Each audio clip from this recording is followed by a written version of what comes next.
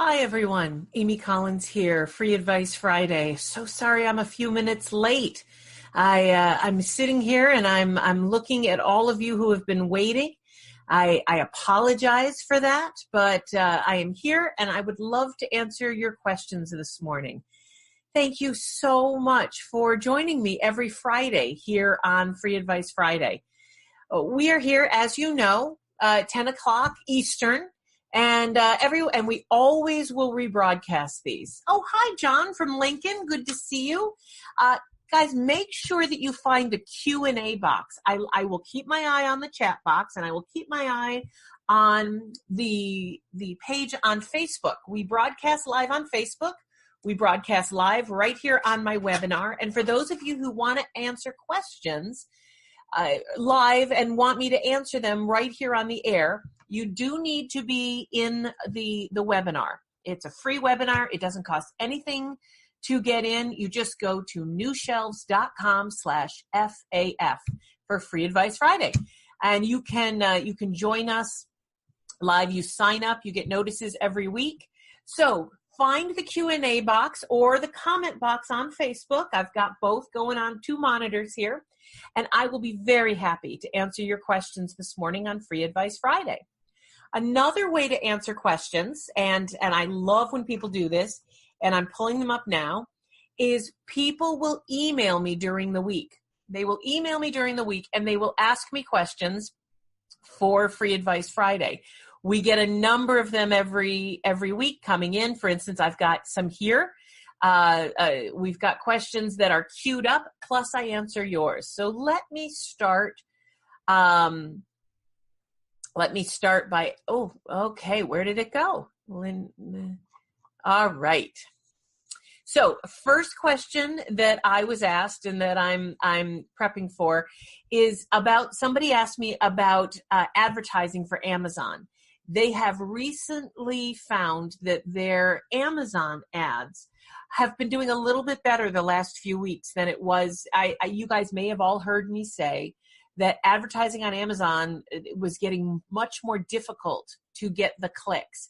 But I've been giving you guys some tips over the last couple weeks, asking you to constantly change up your keywords.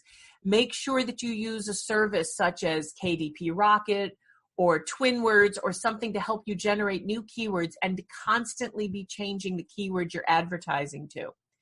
But somebody had recently done a headline ad on Amazon. You guys may or may not be aware that you can actually purchase ads that don't just keep you in the search engine, but they actually will advertise your book right across the top.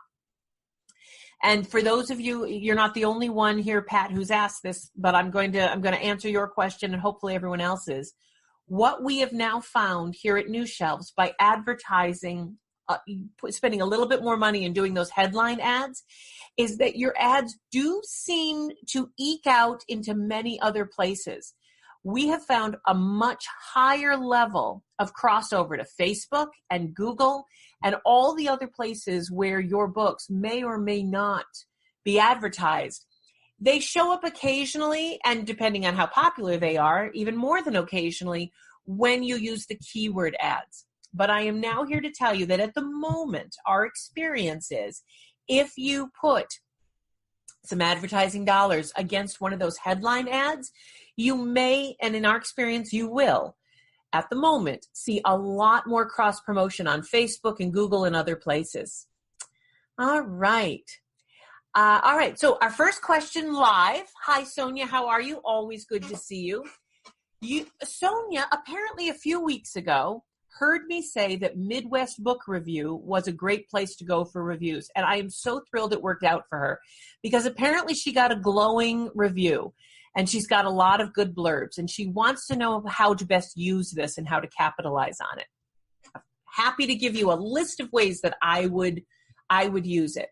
To start, Sonia, I would either use your iPhone and go to, what's it called? Word Swap. Let me make sure I've got this, let me make sure I've got it right. I love this app. Yes, it's called Word Swap. You can also go to your computer if you don't want to do it on your phone and use Canva. I also like BookBrush, but there's a lot of different tools that you can use and create different social media visuals. Grab, all of these, whether it's WordPress or not WordPress, excuse me, WordSwap or BookBrush, or if it's Canva, they all have pictures you can put in the background. And take one line or one couple of keywords from a review and put it up there on a mountaintop or a bright orange background or flowers. It depends, whatever matches your brand. And start designing one for Twitter, put the other one for Facebook. There's different sizes for Instagram, and start sharing them occasionally. You don't want to start hitting everybody with 6 of them a day. But as you're posting funny things that occur to you during the day, and as you're posting articles you find helpful, you want to slip in 3 or 4 times a week at the most. Let's say 3 times a week. Little blurbs about your book you're starting to get from reviewers. Letting people know that other people like your book is my favorite, number one, no exception. It is my number one advice for people. Once nice things are starting to be said about you, where a lot of authors fall down and they get nervous is how to share all those nice things that are being said about them. They don't want to be seen as self-promoting. They don't want to be seen as pushy. Get over it. As Judith Brile says, get over it. I love when she says that. You need to start letting people know that other people liked your book, because human beings, being human beings, we like to connect with success. How else will someone know your book is good unless somebody else said it? So share it on social media. Make sure you post it on your website, but also do a press release. Do a press release talking about how proud such and such publisher, Sonia, I don't remember the name of your publishing company, I'm sorry, but such and such publisher is so proud that they received a glowing review from Midwest Book Review. And I want you to disseminate it out. Spend the $100 or the $80 that it costs. I like PR 24/7. No, I'm sorry. It's 24/7 PR. 24/7 PR is a wonderful distribution service that I adore. You can use whichever one you want, but start disseminating out these press releases. Now, press releases are they're not pitches. They're not a panacea. They're not magic bullets. What a press release does is simply get loving, glowing words about your book out to hundreds of media places and blogs, and it dramatically increases your SEO. So if Midwest Book Review said that your book was the best book on divorce and it changed everything and it was a game changer and it was awesome, you want those phrases out in the internet. The fastest and easiest way to do it is to put your favorite quotes from the review in a press release where you talk about how excited your publisher is about the response that your book is getting. And that's the point of the press release. We're pleased to announce that we're starting to get wonderful feedback and reviews, and then list what those are. People said it, you're allowed to share it. And so that's 2 ways, social media, tons and tons of different pins and posts on Pinterest and Facebook and Twitter, Instagram, LinkedIn, and announcements telling people how thrilled you are and restating what Midwest said about you. The other thing, Sonia, and then I'm going to move on to Stephen's question, do not, please, I am begging you, do not rest on the fact that you got one glowing review. Now it is time to, if you don't mind me saying, now it is time to focus on getting more reviews. Get far more reviews. All right. Let's see. I've got a couple more questions. Let me answer Stephen's question before I move on to a few more emails. Stephen's asking, how old is a book? What is the oldest a book can be to be submitted to these review sites, such as Midwest? Stephen, it depends. My rule of thumb is roughly 90 days at the most. At the most. Some sites, the minute your book is out, it's too late. Midwest won't take a review if your book isn't out yet. So it depends. You have to go on their site and see what their submittals are. But I would say that if your book is more than 90 days old, that a review site is probably not going, and for the most part, some of them there may be exceptions, but at that point you want to go after bloggers. if you're more than 90 days old, I want you to focus on the blogging community, because bloggers will review a book even if it's a year old. For the most, again, they may have their own rules, but actual review sites, some of them will only review 2 months, 3, 6 months before a book comes out, and some will only review the month library thing. If you want to be part of their early review system, you have to have your book up there within a month or so of its pub date. Guys, Library Thing is a wonderful service. I would definitely recommend you check out Library Thing as well if you're looking for reviews. It's also a terrific way sometimes to bolster up your Amazon reviews, because lots of those people also cross-promote on Amazon. Stephen is also asking, what's the soonest someone could submit a book to review prior to publication? 4 months. You don't need to go faster than 4 months. 6 months is probably wonderful, but I don't know anyone who can get it done that far. So when I submit a book to Publishers Weekly or Forward Magazine, they say they want 3 to 4 months in advance. Quite often, my clients can't get it done that fast. They'll only have 6 weeks, 7 weeks before the pub date. I still submit the book for review. Submitting a book for review it's best that you do exactly what they ask, but if you can't, or if you didn't, or if you missed a deadline, then it's better to still submit the book. Don't skip an opportunity. Don't not buy that Powerball ticket. Send the book in, even if you're only 6 weeks early. Okay, so you didn't follow the exact letter of their laws. It's still better to get it in than to not. So, all right.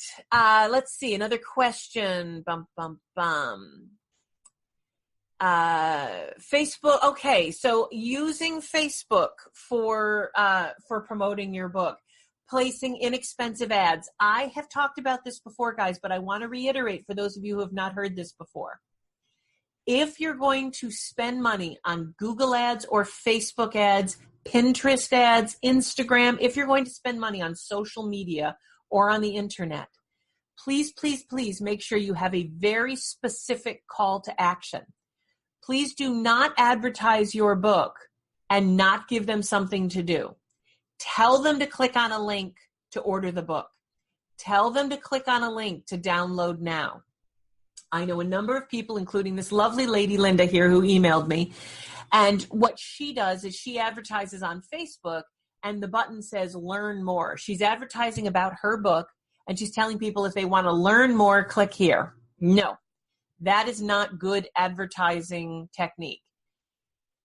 Create a very compelling post on Facebook where you tell people exactly what it is that you have, and then you ask them if they'd like to buy more or download a free chapter or get a sample or connect with the author. Don't just say learn more. Tell them something very specific that they can get if they click the button. Can they get a free consult with you? Can they get a free chapter? Can they get a discounted book? Or if you just want them to buy the book on Amazon, that's fine. Direct them to Amazon. But when you do online advertising, this is not Amazon ads, but Facebook, Pinterest, Twitter, Google ads, please, please, please have a very direct ask. If you're not comfortable with the direct ask, or if you're not sure what the direct ask should be, I'm happy to spitball with you here on Free Advice Friday. Just toss an idea out and I'll tell you what my ask would be. It's all about the asking, guys. You are offering your book to people. You are not pushing it. You're not shoving it in their face. You're offering it to them. But please don't spend money on ads unless the offer is really appealing. Otherwise, you're just spending money.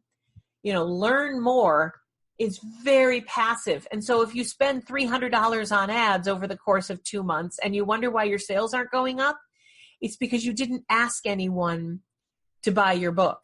That's on you. That's not their fault. It was too passive. They didn't understand what you wanted from them. All right, let's see. More questions, guys. There's a lot of you on the call today. Let me check Facebook to see if anyone's asking questions. Hey, Hank, how are you? And Divine. Oh, Jorge, it's lovely to see you. Hey there, back at you. I don't see any questions on the Facebook page, and I do see a couple questions in my inbox. But for those of you, I want to remind you to go to newshelves.com/FAF, Free Advice Friday, and you can sign up to join me live on this webinar, and I will answer your questions. We're having quite a conversation that goes on here in the Q&A box. And for those of you who are online, live, you can ask me any questions you want. Let's see. Okay, someone just private messaged me, and she'd prefer to do it privately. Okay, so I'm not even going to use your name because you asked for privacy. So, hon, I'll answer your question offline later. Thank you for that. But let me see some other questions that have come up. Susan was hoping to attend today, but she's got a schedule conflict, so she's going to listen to this in the replay. Yes, there's always a replay. It stays live on Facebook, but for those of you who are subscribed to my YouTube channel, these Free Advice Fridays always go up on the YouTube channel by the following Monday. And I say that because sometimes I'm late, and this Monday is a holiday, so give me till Tuesday. But the replay, definitely. Go to my YouTube channel. If you just run to YouTube, type in Amy Collins, you'll see my channel. I put all of these up every week on YouTube, and then we answer tons of questions. All right, so Susan's question.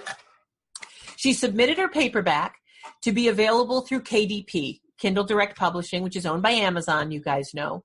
But she did not submit a hardcover to be available. Well, I know you didn't, Susan, because KDP at the moment does not offer a hardcover option. So there you go. Good. I'm glad you didn't submit a hardcover. That would have been confusing. Yet her hardcover book is available through Amazon. Can you tell? I can tell you how it happened. Susan, if your book is available on Amazon, it is either being, and if you have a hardcover version, it either is available on Amazon by a third party, someone bought a copy of your book, or you sent it to them as a review copy and they're selling it. But what is far more likely is that your book is up through Ingram Spark. Now, I know you, Susan, and we've worked, I know you are available through Ingram Spark. Your hardcover is through Ingram Spark. And when you give Ingram Spark distribution rights to your line and to your book, the hardcover, you can choose not to make it available to the industry. You can only print, if you want, you can put your book up on Ingram Spark and just do it for yourself and only sell it through your website. But if you click Enable Distribution, they're going to distribute that book and list it at Walmart.com and Target.com. That doesn't mean those guys will actually put your book on their site, but they're going to tell them about it. They will tell Baker and Taylor about your book. They will tell Amazon about your book. And anyone who chooses to can take in that information from Ingram Spark and put it up on their site and start selling your book, because they know that your book can be purchased from Ingram at a 20, 30, 40% discount, depending on the terms. A lot of you will see your book up on Amazon, and it will be $8 cheaper than you're selling it for. And you'll say, what the heck? That's totally not fair. But that's because you made your book available for distribution at Ingram Spark. And there are secondhand retailers out there who will take a look at everything that Ingram Spark has and all the new books they're announcing every week. And they'll list a book and they'll undercut you. That's the way they can get the buy button. That way they can get all the sales for your book. You still get the same money because they still have to buy the book from Ingram Spark, but you're not getting as much money as you would if you'd gone through KDP. But Susan, I'm here to tell you, you're not losing anything with the hardcover because KDP can't put your book up through hardcover regardless. So you're in fine shape. All right. Let me go back to Zoom, and I do not see any other. Okay, Susan on Facebook is asking, so I'm turning my attention so I can read. Is it easy to put a click button on a Facebook ad? It's super easy. Facebook does it for you. They give you options of what you can choose, and click here is definitely one of them. But if you're boosting a post, if you create a very powerful post and you want to boost it, you can't do that through your personal profile. You have to do it through a professional page.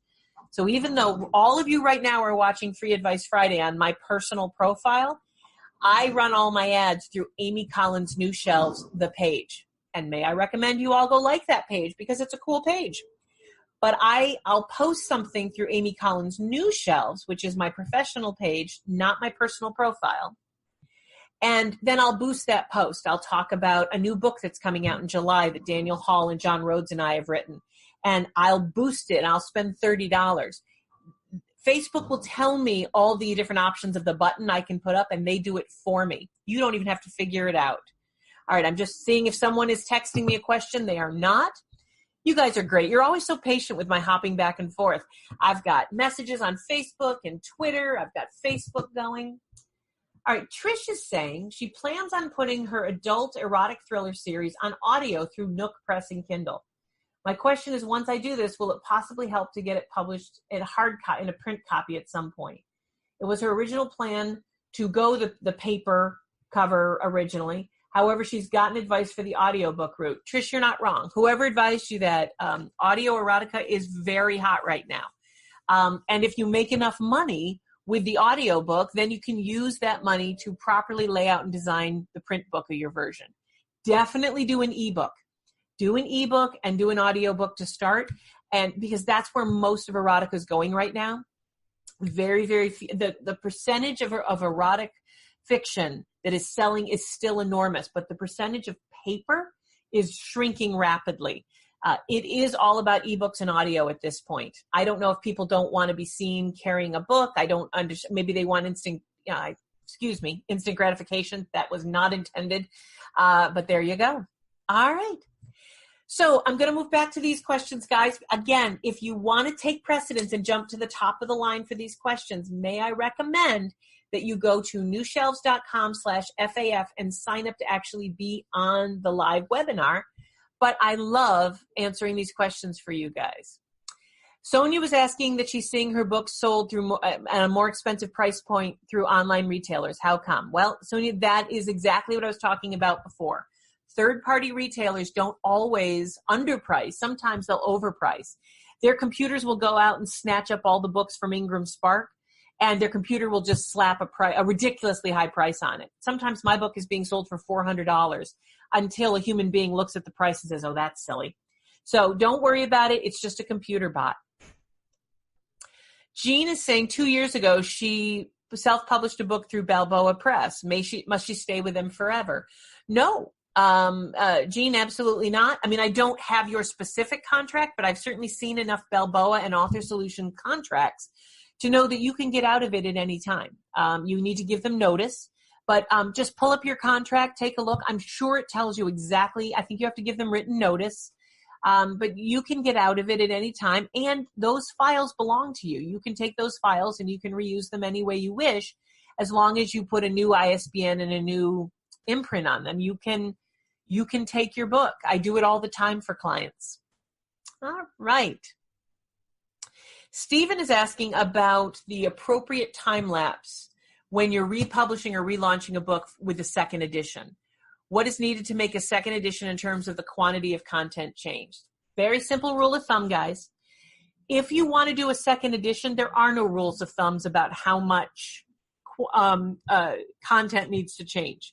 But if you're going to do a revised or updated second edition, oh, look at the sunshine. Excuse me, guys, 1 second. I'm not used to sunshine in Rochester. Yikes. It completely threw me. So if you want to do a revised second edition or an updated second edition, what you need to do is you need to have at least 20% new content or edited, changed content. So that's the rule of thumb if you're going to do updated or revised second edition. But if you're just doing a second edition, you're putting a new ISBN on it, a new cover, and just calling it a second edition, there is no rule of thumb. And the time lapse depends on your goals.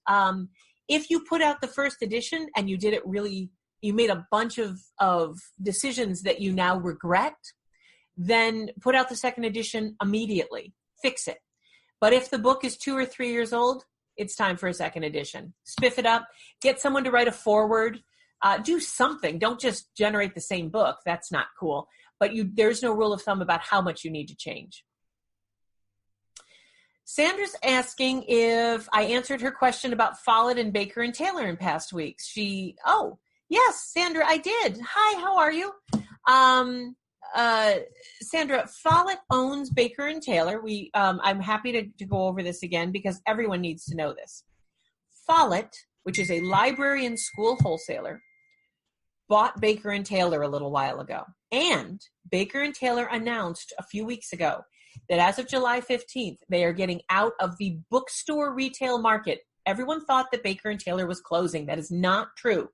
Baker and Taylor is closing down their retail division. They're not going to sell to gift stores or bookstores after mid-July, but they are still in business. They're the largest library and school wholesaler out there. Follett bought Baker and Taylor, but Baker and Taylor was bigger. It's kind of like a mouse swallowing an elephant, python swallowing an elephant. Otherwise, that would be weird. So you should definitely apply to Follett, and you should still apply to Baker and Taylor. They are still being run as two separate entities right now. Will they combine in the future? I don't know. But if schools and libraries are important to you, Baker and Taylor and Follett are two very important elements. So is Brodart. You really want to, write a letter to Brodart with a couple copies of your book and get to them. And if libraries are important to you, don't forget Midwest Library Distribution, or Book Distribution, it's called, Midwest Library and Book Distribution. So those four are important. So yes, Follett is not absorbing Baker and Taylor at the moment. They're still being run separately, and you should absolutely apply to both of them. Baker and Taylor has an official application. Follett, you just send a cover letter in with your sales sheet, your marketing plan, and a few copies of your book, and you ask them to buy some copies. All right. Let's see if there's any more questions. I know Stephen's got two. It is 10:30. Let's see. Is this